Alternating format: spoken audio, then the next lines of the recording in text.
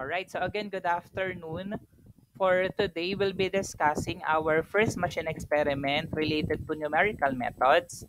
And our first experiment is graphical method. So this is the program specification or the machine problem that we needed to do for the entire day. So you're gonna be solving the following system of linear equations using the graphical method. So, binigay ko na yung screenshots. Ayan. So, this is for figure 3 and this one is for figure 4. So, kita nyo, merong differences in terms of the equations.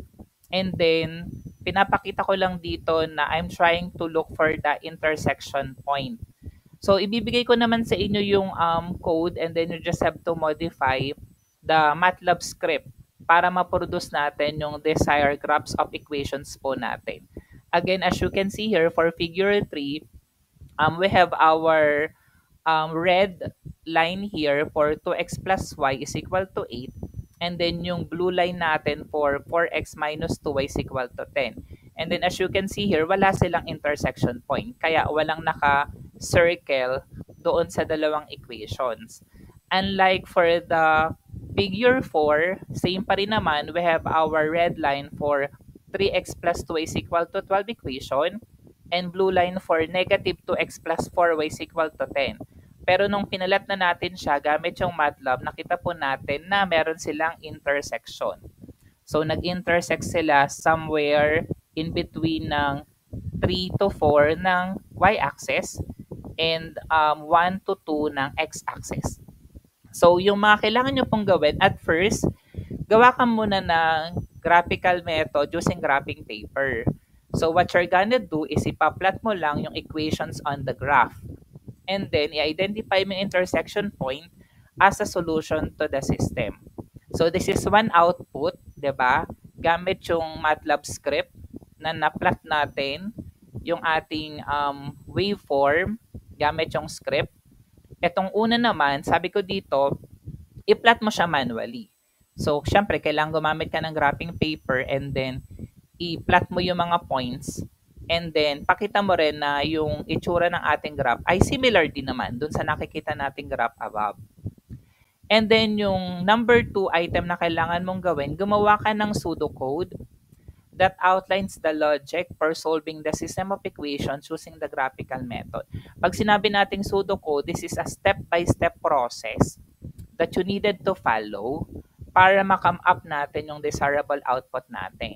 Usually, combination siya ng English language and mathematical operators.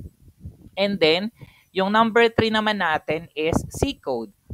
Implement a C program that calculates and prints the intersection points. So, meron din ako initial program na ibibigay sa inyo for this one. And then, just have to refine that, yung ating C code. And then, yung number 4 natin, implement din tayo ng MATLAB script that performs the same calculations and display the results. So, ibig sabihin, another version lang siya ng programming from C, kinonvert sa MATLAB, and then dinisplay natin yung output similar to this graph. So, yun yung task natin for the entire day. So, these are just some theories that we needed to understand reference to graphical method. Basically, the graphical method in numerical methods is a visual approach to solve equations with one or more unknowns. So again, kailangan visually makikita natin yung sagot para ma-determine yung intersection ng equations. And then syempre, ginagamit siya to solve equations na merong isa or more than one na unknowns. Similar to our algebra lesson, so alam naman po natin yung mga how to solve the equations with one or more unknowns. So, madali lang to. It involves plotting the equations on a graph and finding the intersection points, which represent the solutions. So, ito yung simple explanation with provided example. So, in this example, we have a system of linear equations. 2x plus y is equal to 8 and 4x minus 2y is equal to 10. So, since we have already the given or the equations, ang next natin gagawin is to represent our equation using graph. So we have to plot both our equations on a graph by rearranging them in the form y is equal to function of x. For the first equation, y is equal to 8 minus 2x. And for the second equation naman, y is equal to 2x minus 5. So again, yung nasa right side natin, yun yung function of x. Yung nasa left side naman natin, yun yung form y. Next, intersection points. We locate the points where the graphs intersect. So these points represent the solutions to the system of equations.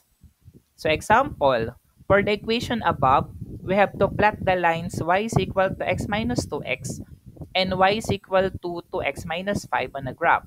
The intersection point would be the solution to the system, giving the values of x and y that satisfy both equations. If the intersection point is 2, 4, then x is equal to 2 and y is equal to 4 is the solution to the system. So ito, nag-create lang ako ng simple table para mas maintindihan natin yung step. Again, yung nasa first column, these are the steps. And then yung nasa column description naman, that is the description relative to the step. Again, we have to have an equation or equations. In this case, 2x plus y is equal to 8 and 4x minus 2y is equal to 10. And then you have to plot y is equal to x minus 2x and y is equal to 2x minus 5 on a graph. And locate the intersection point where the graphs intersect. And then kapag nakakita ka na intersection point, then that is the solution to our problem. The graphical method in numerical methods is a visualization technique used to solve systems of equations, inequalities, or optimization problems. So there are a lot of common applications of the graphical method. First one is for the system of linear equations. Example, yung given natin kanina. Ang application nito, we can graphically represent and find the intersection point to determine the solution to the system. Another is linear programming. Example, maximizing or minimizing a linear objective function subject to linear constraints, graphically representing the feasible region and identifying the optimal solution at the vertex of the region. Another, ginagamit din po siya for root finding. Although we have a lot of techniques naman, and we'll be discussing that as we go along with the other methods on how to find the root. So example nito, finding the roots of a nonlinear equation. Yan. Application, plotting the function, and visually identifying the points where the curve crosses the x-axis. Another, ginagamit din natin ito for curve fitting, finding a curve that best fits a set of data points. So we plot the data points and adjust the curve parameters graphically to minimize the error. Ito sa company namin, kasi nagka-curve fitting kami ng SPICE models, we're actually using this kind of method as well. Another, ginagamit din siya for optimization, maximizing or minimizing a function of multiple variables. So we visualize the contour plots or surfaces of the objective function and identify the optimal values. Even in economics and finance, so ginagamit natin ito. Example would be cost and revenue functions in economic modeling. So again, we use graphical method to analyze the break-even point or optimize profit. In chemical engineering, we use this example for material balance equations in chemical processes. So application would be graphically solving the equations to find the composition of components in the process. We also use this in physics and engineering. Like example, kinematics equations for motion. Application would be visualizing the motion equations graphically to understand the behavior of an object over time. Another is for network analysis, di ba? So we can use this one for electrical circuit analysis with multiple components. So we graphically represent circuit equations to analyze current and voltage distributions. So katulad nga ng example ko kanina, in our case, we are analyzing parameters comparing the behavior of two models. So pwede po siyang gamitin for electrical circuit analysis. Another is mathematical modeling. Example, we model a real-world phenomena using mathematical equations.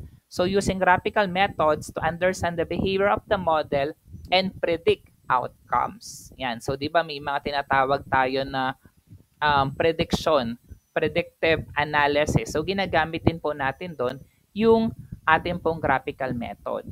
So in these applications, the graphical method provides an intuitive and visual approach to problem solving, making it especially useful for educational purposes and gaining insights into the behavior of mathematical models. However, it may not be as efficient for complex systems compared to numerical methods. Siyempre, basic pa nga lang yung pinag-aaralan natin. As you go along, ma-appreciate mo na there are a lot of methods other than the commonly used graphical method. Ngayon, let's proceed na. Paano ba natin siya i-code? So una, kailangan natin balikan yung ating basic example on how we program in C language. So in this example, ang ginamit ko lang Dev C++ and this is just a simple code. Obviously, meron akong standard input-output, ayan, and then meron akong main body. And then what I did, I just declared the variables. So ang data type niya float, so pwedeng decimal. So we have num1, num2, and then sum, separated by comma and delimited by semicolon. And then what I'm gonna do is to get the two numbers from the user. So enter the first number, and then we scan the input of the user, then we store to num1 variable. We get another input from the user, and then we store that as number 2. And then what we did here is just the process of calculating the sum or getting the summation of two input values. So we just get sum is equal to num1 plus num2. And then finally, we just display the result. And then in-specify natin na up to 2 decimal places yung ating sum. So execute, compile, and run. Of course, when you enter the first number 2 and then 5, it will give you 7 with 2 decimal places following our example. So nirecall lang natin yung on how we code in C language.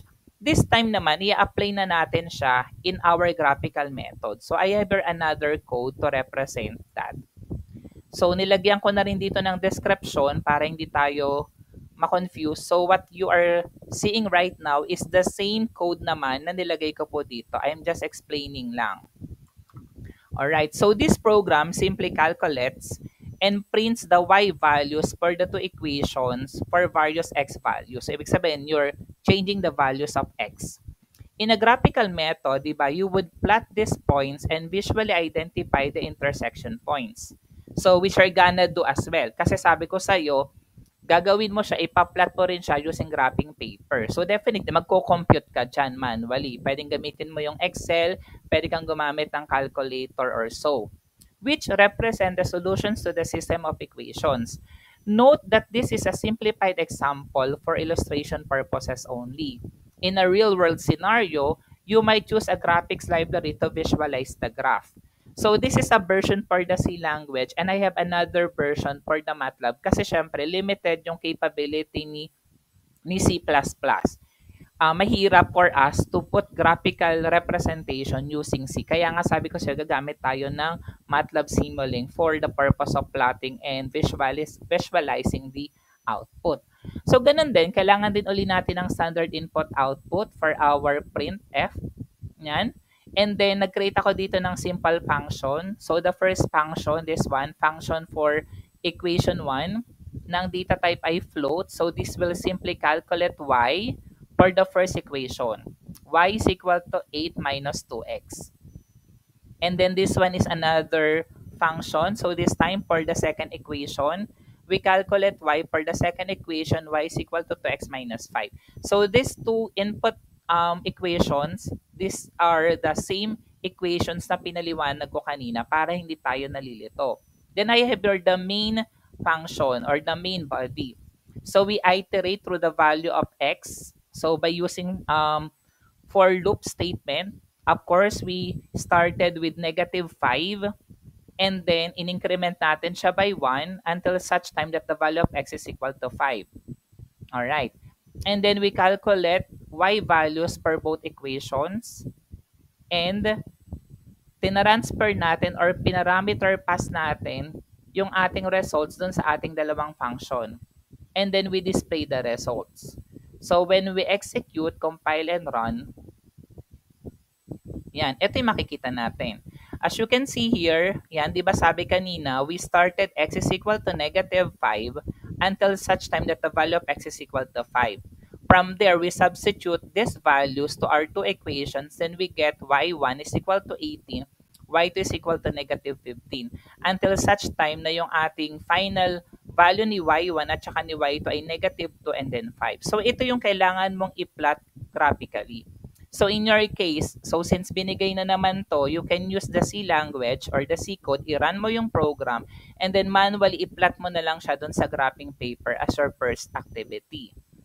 And then let's proceed. So ito yon, ito yung pinaliwanag ko kanina, ito yung result. Ngayon, puntahan naman natin yung MATLAB script. So in the MATLAB script, ito yon. So as you can see here, simple lang yung ating MATLAB script. So ang pangalan ng aking MATLAB script na equivalent dun sa C program ay graphical.m. Alright? And then here, dinefine ko lang yung dalawang equations ko as inline functions. So these are the equations 8 minus 2x and then 2x minus 5. And then gumamit din ako ng for loop dun sa MATLAB. So when you use for loop, ganun din, for x is equal to negative 5 colon 10. So we iterate through the x values. And therefore, we calculate the y values for both equations and then we display the result. So yung mga nakikita mo na percentage, yun po yung comment kapag ginamit mo yung MATLAB script. So again, isi-save mo yung file. In my case, ang pangalan ng file, graphical.m, and then iraran mo lang siya. So kung gagawin mo siya from the start, paano ka magagawa ng .m? Punta ka dito, new script, yan. And then pwede ka na mag-code dito, then isi-save mo siya as graphical.m. And then iraran na natin, yan. So when you run, makikita mo na yung output natin sa command window. So pwedeng i-clear mo muna to, clear, para ma-clear yung base workspace or CLC para ma-clear yung command window. And then when you run, so balik ka uli dito sa editor, then run. Ayan. So ito yung nakuha natin na output. So from negative 5 to negative 15 and then down to, ang nakikita natin dito ay 10 to 15. So if you would like to reduce the iteration, pwede mo namang i-change yung nakalagay dito sa iterate through x values. Yan. And then, so ito na po yon, yung part na yon. Ito na yon. Ayan, sa case nito, negative 5 to 5, para pareho yung ating output. Siyempre, ACLC mo ulit para hindi ka ma-confuse. Alright, so same na yung ating output. And then, ito yung explanation ng mga sinabi ko kanina. So, pwede mo pa rin siyang balikan from time to time kung medyo nalilito pa tayo dun sa scripting. Pero lagi ko nga sinasabi, regardless of the programming languages, as long as you know the logic, you can easily switch from one programming language to the others. So, ito yung result. And then, pinakita ko rin dito na you can also check the output dun sa workspace. Kasi dito sa MATLAB, yan, may makikita dito. Pag dinouble click mo yan, makikita mo dito yung laman ng equation, equation 1, equation 2, ito yung mga value ng x, value ng y1, value ng y2. So, yun po yun. Eventually, gagamitin din natin yung base workspace kasi nag-start pa lang tayo. We're just starting with a script. And then, ngayon, di ba ang goal natin, gusto natin na makita yung output, i-plot natin yung output. So, in doing so, kailangan mo lang i-modify yung ating script. So, ito yung graphical underscore plot.m. So, again, andun pa rin yung definition ng equations as inline functions. Andun yung initialization ng array para ma-store yung x, y1, and y2 values.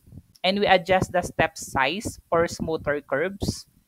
And here's the portion na we plot the results. And then, ito yung portion na i-highlight natin yung intersection point. Diba? May makikita kang circle. And then, ito yung point na maglalagay tayo ng labels at saka legend dun sa ating X and Y axis, including the title and the legend. And ito yung pag-turn on ng grid. And this one, display the values of X, Y1, and Y2. So again, kapag sinilc mo to, then kinilor mo halimbawa yung base workspace, and then you run, yan. So makikita natin easily, so you can easily check here na yung ating dalawang equations, y is equal to 8 minus 2x, y is equal to 2x minus 5, and then meron silang intersection point. And then minention ko dito yung intersection point niya, yung x natin is 3.25, ito yon. And then yung y natin ay nasa around 1.5. So ito na yung graph ng equation natin with plot. Alright. So, kung gusto mo uling balikan yung line by line niya, so andito yung description. And then, ito naman yung pseudocode ng script. So, basically, ginawa lang naman natin dyan. Define natin yung equations at inline functions. Sabi ko kanina, we initialize the array to store x, y1, and y2. We plot the results. We highlight the intersection point to find the x-coordinate and then add labels, legend, and turn on the grid and display the coordinates of the intersection point. So, since okay na tayo, pwede na po natin gawin yung ating activity. Again, itong nakikita nyo dito, inedit ko lang yung script. So, when I edited the script, more of equations lang yung edit mo doon. Ito yung sagot doon sa machine 1 when you run. Ayan. So, ito yung mapuproduce mo. So, wala silang intersection. Yung pangalawa naman, when you run, ito yung mapuproduce mo. Meron siya dapat na intersection. So what you're gonna do is, following our given here, ito, i-modify mo, i-plot mo siya sa graphing paper, gawan mo ng simple pseudocode, pwedeng combine na yung pseudocode natin for the two given graphs of equations, i-edit mo lang yung C code. Basically, equations lang naman yung kailangan mong baguhin doon. And then yung MATLAB code, i-edit mo lang din. Basically, yun nga lang babaguhin mo yung equations and then display the results. Alright. So, I guess that's it. Stop ko muna yung recording, then I'll entertain questions.